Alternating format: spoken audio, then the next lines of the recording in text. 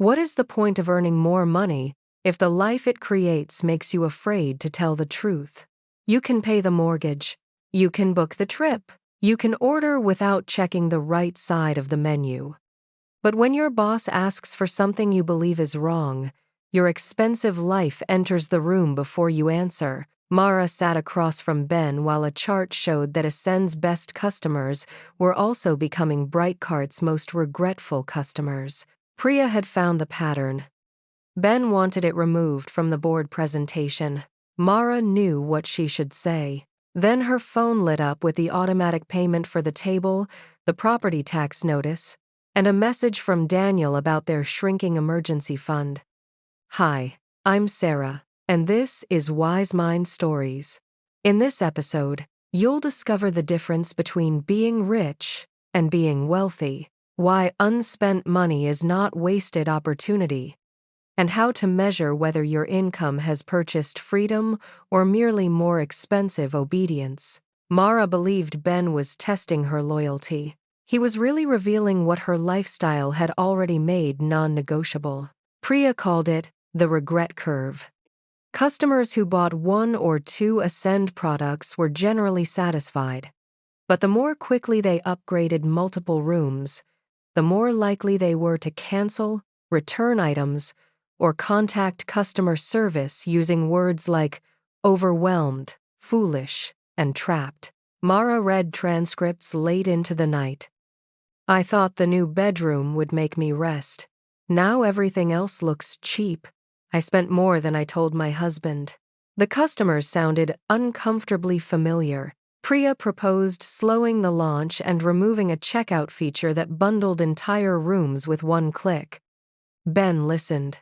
Then he rotated his laptop toward them. The acquiring company's diligence team would arrive in 2 weeks. Ascend's average order value was the brightest number in the deck. We are not hiding complaints, he said. We are waiting for a mature data set. The data is mature enough to change the design, Priya said. Ben turned to Mara. What do you think? Mara imagined saying it clearly. Priya is right. A product designed around aspiration becomes predatory when it converts insecurity into one-click debt. Then she pictured the acquisition, her retention bonus, the vice president role, the mortgage that would feel easy if the deal closed, and frightening if it did not. I think we need 2 more weeks, Mara said. Priya stared at her. Ben nodded. Good. Keep the slide in the appendix. The meeting ended. Priya remained seated. You don't believe that, she said. Mara closed her notebook. Belief is not the only thing I'm responsible for. No, Priya said. That is exactly the problem. Housel draws a line between being rich and being wealthy. Rich means you have enough money to buy desirable things. Wealthy means you retain control over what money does to your personality, freedom, ambitions, morals, relationships, and mental health. That definition changes the calculation. A person can earn an extraordinary income and still have almost no power over Monday morning. A person with far less can possess the ability to walk away, speak honestly, wait out a crisis, change direction, or give time to someone they love. The first life looks richer. The second may contain more wealth. Income determines what you can buy. Wealth determines what you can refuse. Mara's salary had doubled in 8 years. So had the amount of life attached to it. Private math tutoring for Lily. 2 cars because work made one impossible. The new table. Home repairs deferred until the bonus. Subscriptions, insurance, professional clothes, dinners that kept relationships warm, and the quiet assumption that next year's income would rescue this year's choices. None of these expenses made Mara reckless by themselves. Together, they formed a sentence she could not say at work. No. Housel uses the Vanderbilt family to show how money can become a marionette string rather than a tool. Cornelius Vanderbilt created one of the largest fortunes of the 19th century. In the generations after his death, heirs competed through mansions, yachts, art, parties, and lifestyles so enormous that maintaining the appearance of wealth consumed the wealth itself. The houses became monuments to abundance and machines that demanded more of it. One of the grandest was Biltmore, built by George Vanderbilt. Its scale was staggering. Yet scale cannot guarantee intimacy, purpose, or control. A home can be an asset on a balance sheet and an insurmountable lifestyle obligation in a life. The lesson is not that mansions are evil or inherited wealth always destroys people. It is that money stops serving you when your identity and obligations require it to keep performing at full volume. At that point, possession becomes maintenance. Status becomes overhead. And a fortune can feel like a company you are no longer allowed to quit. That Friday, Daniel showed Mara an email from his office. A community transit project he had designed was finally funded. He could lead it if he reduced to 4 days a week for 6 months. "You've wanted this for years," Mara said. "I know." "Then do it." Daniel did not answer.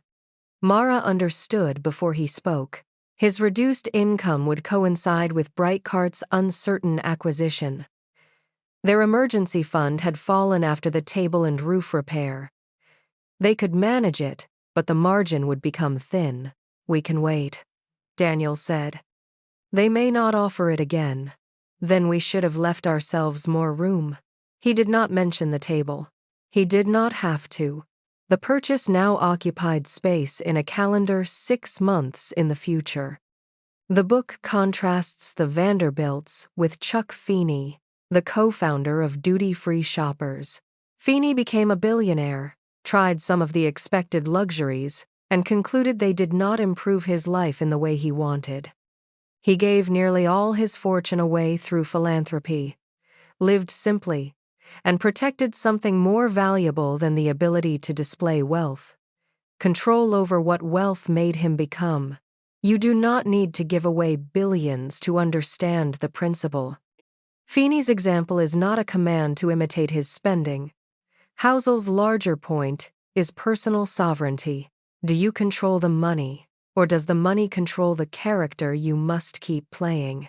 Mara had always seen high income as protection from the vulnerability of her childhood. Here was the reversal. Her income was not the cage. The life built on the assumption that the income could never fall was the cage. A golden handcuff is still a handcuff, even when you chose the color.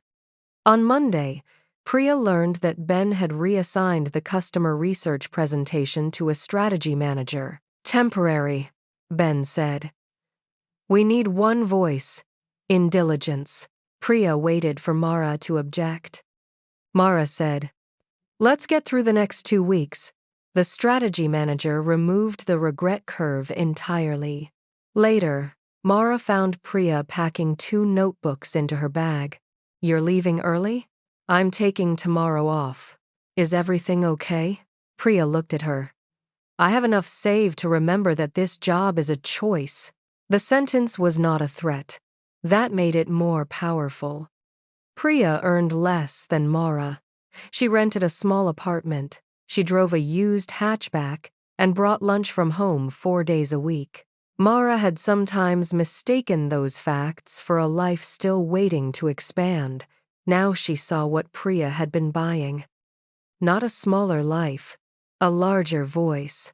Later in the book, Housel makes a useful reframing. Money you save is not merely money you failed to spend. It is money spent on independence. It purchases time before panic. It purchases the ability to wait for a better job, leave a damaging relationship, survive a business failure, help a family member, challenge a boss, or make a decision before desperation makes it for you. Savings is invisible, which is why it rarely feels as rewarding as a table delivered by 4 movers. But invisible assets often create the most visible difference in a crisis. Housel describes independence as a spectrum, not a magical line. You do not need enough money to retire forever before money gives you any freedom. 1 month of expenses changes one kind of decision. 6 months changes another. A lower fixed cost life changes how much courage your next paycheck must supply. Mara opened their accounts that evening. For years, she and Daniel had kept 9 months of essential expenses. It had fallen to just under 4. 4 months was not disaster, but Mara saw the difference between a cushion and permission. With 9 months, she could imagine surviving a conflict with Ben. With 4, she rehearsed how to keep him comfortable. The number had entered her personality. It would be easy to make Ben the villain. Mara tried. She imagined him as a man sacrificing customers for a deal, punishing Priya for honesty, and using Mara's ambition against her. Then Ben called her into his office. His father had suffered a stroke. Ben was paying for private care and supporting a brother whose business had failed. If the acquisition collapsed, Ben's own equity would become nearly worthless. "I need this deal," he said, then corrected himself. "The company needs this deal." Mara recognized the correction. Ben was not free either. Everyone's behavior made more sense with enough information. His pressure did not excuse burying the data, but it changed the story from good employee versus bad executive into something more honest. 2 high earners, each trapped by a future their money had already promised. Mara reopened the board deck. She restored the regret curve to the main presentation. Then she sent Ben a note. "If they acquire us without understanding this, they are buying the wrong company. I will present the risk and the fix." Her hand shook when she pressed send. Ben did not reply for 43 minutes. During that time, Mara calculated how long 4 months could last. Finally, a message appeared. "Keep it. Bring a 90-day redesign plan." Mara leaned back. Saying no had not destroyed her career, but the relief did not prove she was free. It proved she had been fortunate. Freedom would mean not requiring a favorable reply. Today's action is a control audit. Choose one recurring expense or obligation in your life and finish this sentence. "Because I must keep paying for this, I am less able to tell the truth, less able to change jobs, less able to rest, less able to speak honestly, less able to help someone, less able to take a creative risk." Do not immediately cancel anything. Some obligations are deeply worthwhile. A home can anchor a family. Tuition can open a door. Caregiving can express love. The audit simply restores the full price. Then decide whether the obligation deserves the amount of control it consumes. Mara and Daniel did theirs at the dining table. The table itself was not the largest expense, but it represented a pattern. Bonuses were becoming permission to expand instead of an opportunity to create margin. They made one decision.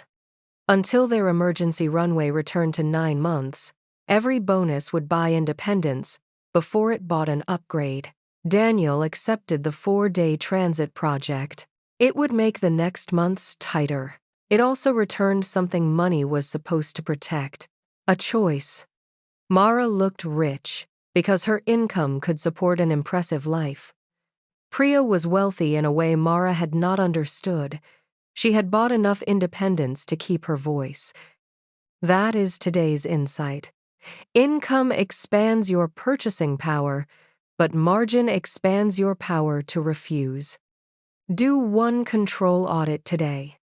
Complete the sentence: "Because I must keep paying for this, I am less able to." Then decide whether the obligation deserves that part of your freedom. Subscribe to Wise Mind Stories if you want your money to make your choices larger, not your cage more comfortable. Mara has finally started buying independence. But cutting every pleasure is not the answer. At home, Daniel is about to suggest an expensive family trip, while Mara considers an equally expensive kitchen. Only one of those purchases will become part of their life, and the price tag will not tell them which one. Next episode teaser. With Daniel working fewer hours, the family can take the train journey he has planned for years, or renovate the kitchen Mara now sees in every Ascend image. Both cost almost the same. One is status, one is utility. But which is which will turn out to be far less obvious than Mara expects.